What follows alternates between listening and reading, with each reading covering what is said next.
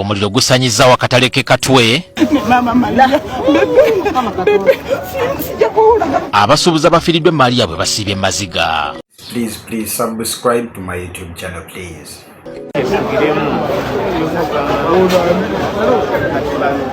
Wetutukidde mu katale ka Ssaabasajja ak'e Katwe ng'ekikoomi, emiyonga n'ebisiki byemu ku byasigaddewo ng'alaama eziraga obukambwe bw'omuliro ogwasanyizaawo ekitundu ku katale kano mu kiro ekikeesezza olwaleero.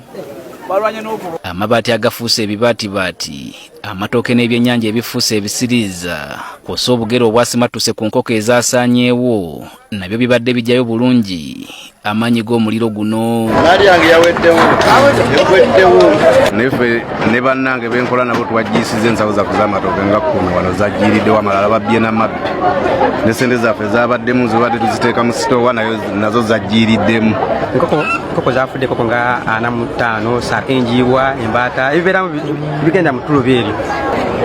Ebyo byannyanja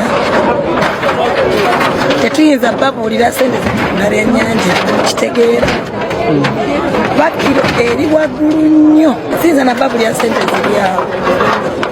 So abasobola otuyamba musobola otuyamba.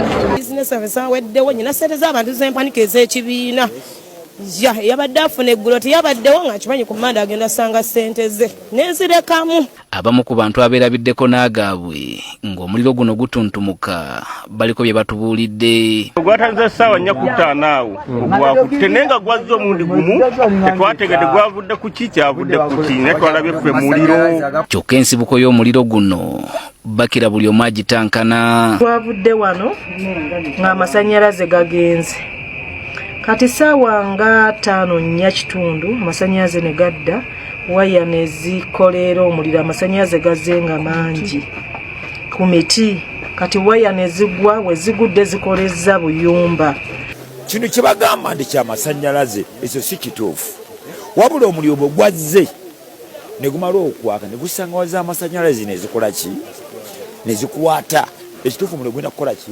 Tuteebereza bwe gataba amasannyalaze balabika abafuuyiramu emmini, oli erabiddemu akaliro oba ng'oli yabadde akuma omuliro n'abyerabiramu. Wadde ng'ebikyatankanibwa birabise nga bingi, ennyiike, amaziga n'okusoberwa ebibadde byetimbye obwenyi bw'abasuubuzi bibadde bikakasa bulungi okufiirizibwa okwabaleeteddwa omuliro guno. Mukazi munaku ennyumba sirina wekitiibwa bebekulu Mama Maria sigaza abantu mu nsi babiri, Mama Maria n'owekitiibwa bebekulu. Bonna badde obala bwange bubiri abo bonna buweddeyo kati sirina kyekyakola. Waliwo abanzirukirako bannyambeko. Mu bamu ku basinze okukosebwa mu muliro guno be abatunda ebyobuwangwa era ebintu ng'emmindi, ensimbi eŋŋanda, ensuwa n'amafumu kw'ossa eddagala ly'ekinnansi birabiddwako nga bisansanye mu kifo ekyayidde. Obirayo bino byonna sente z'abantu neziri sente z'abantu neziri awo wonna nga bw'olaba tewaliwo kiriwo. Gusinze nnyo, gusinze Ayi Ssaabasajja olw'abazaana bo bonna emmaali etokomokedde mu nabambulawo omuliro. Abatunda amanda nabo omuliro tegwabalekedde kantu, ate nga waliwo ne woofiisi z'ekibiina ky'obwegassi ezasirikidde mu muliro guno. Hati kudda amanda ga miliyoni 4 n'ekitundu, piisi 6.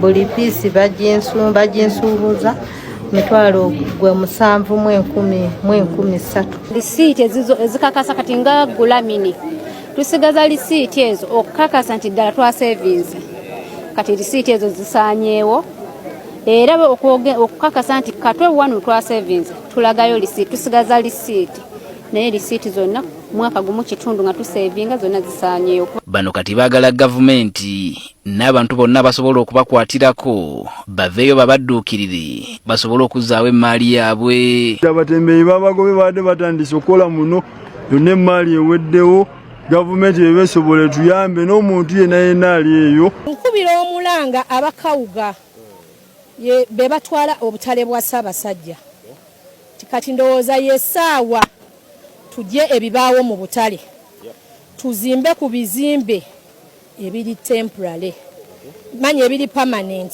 abakulembeze ab'enjawulo batuuseeko mu kifo kino okulaba ogubadde nga mwe mubadde n'omubaka omulondo wa Makindye West Zahara Luyirika. Tulina okusooka okulongoosa wano kubanga katale benjo bitulaba abantu bonna bagenda okutuyamba nga tukasiside ekwatagana ne gavumenti ya Buganda kubanga katale kano ka Buganda ka gavumenti ya Buganda n'omuntu wa bulijjo yenna asobola kugenda kwatagana ffenna asobola okuba nga tuyamba abantu bano. Engezaala kitandikirawo kati kiriyalinga kuzaawo bifo byaffe ewawera nakadakiika konna. Yo poliisi erutegeezezza nga bwe yasobodde okuzikiza omuliro guno nga tegunnasansaanira katale konna era nga waliwo n'okunoonyereza okukolebwa okulaba nga bazuulira ddala ekituufu ekyavuddeko omuliro guno. Bwe twogerera ne kati abasirikale baffe bazzeeyo mu kifo kino okuzuula ki ekyaviiriddeko omuliro guno naki ekyayononekedde mu muliro guno n'okulaba oba waliwo eyafiiridde mu muliro guno. Kati mu bbanga lya mwezi gumu omuliro gwa mirundi 2 gusaanyizaawo ebintu by'abasuubuzi bya bukadde na bukadde ng'ogwasooka gwaliwo nga 16 omwezi oguwedde era nga gwasaanyaawo ekifo omubajjirwa ebintu eby'enjawulo ekya Mini Triangle ekavule mu Kawempe. Yes, banaye muli mutya subire muli bulungi. Yeah, so that's what is going on. Omuliro naye. So kati Katwe we yakutte omuliro, that is what happened. Kubanga jukira nga Katwe naye ng'omustadde wa bbali, I think bwayisaawo omuliro gwayaka ne gwokya abantu ebibajje byabwe. Ng'ovudde awo Owino demolition naye kyagenda mu maaso okuba nti waliwo ebizimbe by'abantu ebali mu kuteeka ku ttaka ng'era gundi allegations zigenda eri hamu abasinga gwe basongamu olumwe because bwe balaba abantu abagezaako okudemolishinga ebizimbe ebyo bajja bambadde reflectors z'omugagga hamu. So ate nga it's still going on because tewaliwo omuntu yenna alaga nti kisobola stoppinga. Small businesses zirabye ku luno. Kati jjukira ate wali n'ekirala ekigenda maaso ekyokukiriininga cities. I thought nti kijja kubeera Kampala oka, however I've seen it nga kiri n'Embale, then kibaddeko n'Embalala, the same situation which is going on nga bajjawo business obubonobono obutono obuli ku nguudo, bonna abantu abakolera ku nguudo akina musika chapati chipusi biki byonna nga balina okubijjawo bukiyosiki bu mobile money. Yeah, Embale nalabyeko ko nga bagamba n'ogamba nti as long as nga business yo oba edduuka ng'ebintu byo display obiteekako wabweru bwoti n'obifulumya, it's not allowed. Birina okubeera nga biri completely munda, bw'oba ng'olaba bingi nnyo at least genda okole ki ofunewo oluseero oba. So byebyo kati ate teweerabira waliwo n'amataba gennyini nga nago gabakwatamu abali mu kibuga mu Kampala. Twegamba yo business entono abantu economy essaawa zino egenda kutandika okunyiganyiga mpola mpola. However, yeah, as long as it is for the betterment, maybe we shall overcome. Yanga tukyali awo olunaku lw'ejjo His Excellency Bobi Wine, the bad man, president w'abantu, yasobodde okwogerako eri BBC. Bwe yageddeko eri BBC ku luno yakozeseza audio si video, era n'abanyonnyola nti yavudde mu ggwanga already era nga waali ali safe naye tasobola kwogera waali.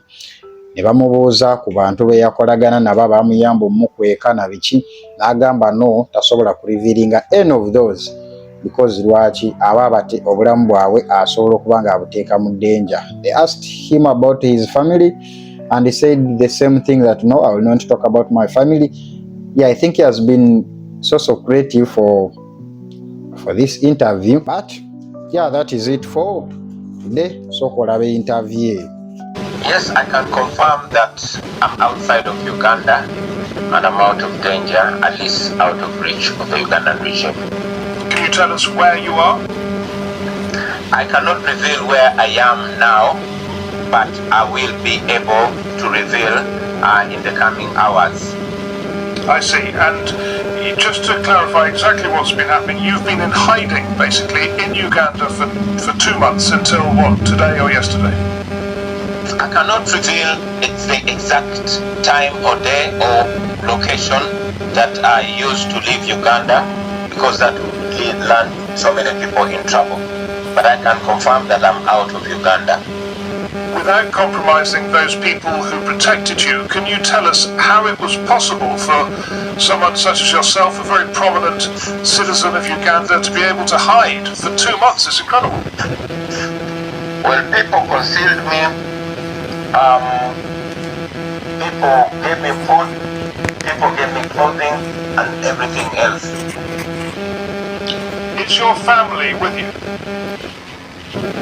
I cannot talk about my family right now, but my family left long before me. Okay, so you're all out? Yes. I will speak more about this in the coming hours. Okay. Now, the President and his son have been very clear, particularly the son. President Museveni's son has been very clear about what he wants to do with you. He wants to kill you, he says. What sort of fears did you have of the security forces as they were chasing you around Uganda? It was clear that the regime wanted to eliminate me. That is what General Museveni has always wanted to do and has tried many times, including when my driver was killed in Arua. Only that his son has made it clearer without any filters. I know that even if I'm out of Uganda, I am still not safe, because I know that I'm being pursued. I'm being pursued by a regime that has everything it needs. A regime that is also able to, pursue his political enemies wherever they are.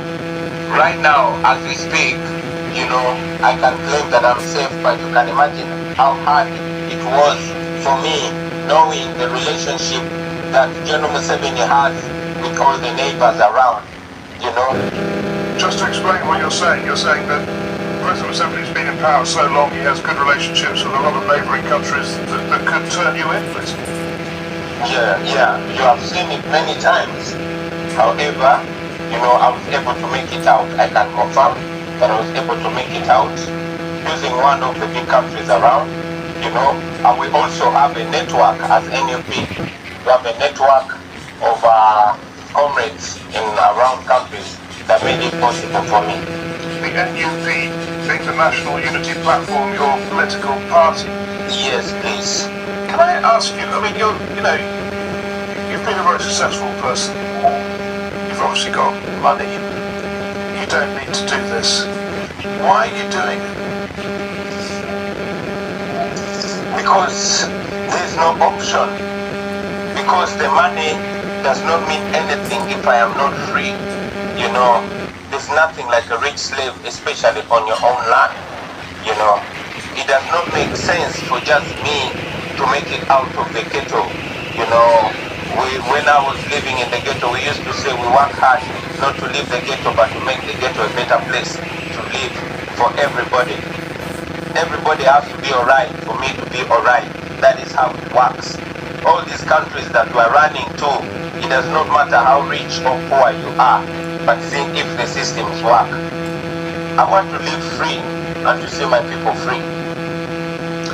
You, when you left in the last few hours, have said that you've nominated and named your deputy to take over the presidency of the National Unity Platform whilst you're away. You said this is a temporary absence, but whilst you're away, you've named your successor, as it were. Are you afraid about their safety? Of course, we are afraid for everybody's safety. My deputy president, who is now going to be in charge of the party, has just left prison. She was abducted a day before the election, and she was held in a military prison for almost 2 months.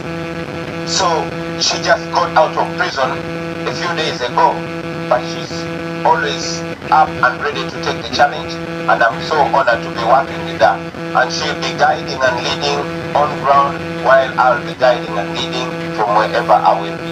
This is Lina Rodrigo, your deputy. Yeah, that is looked at as a problem. What is your message to President Museveni? My message to President Museveni is that we are not his enemies. We are just children of the circumstances that he created. We just want to be in a better country, in a free country. We just want to see what he promised us in our lifetime. When he was my age, he was being chased by President Obote for the exact reason. Now 40 years later, we are the ones running away, running for our lives. Our parents did not fight and died for a monarchy. They fought and died. So a country that would make life better for their children and their posterity. That is what we are fighting for. That is what we are going to die for if we must die. You've left the country now. You want to get back, but that won't be easy. And it is pretty much an iron rule of politics that leaders in exile become less relevant. You have real relevance when you're in the country resisting. Yeah, and thank you so much okuba nti banaye mwebale okuba nti musobola okulaba video zange munyambe musobola subscribinga so that channel yange esobola okula. Yeah, just nsaba busabi subscribe on my YouTube channel, please. It will be one of the best things kyonaba onkoledde okitegeera. So thank you so much Ugandan community, love you so much guys, thank you.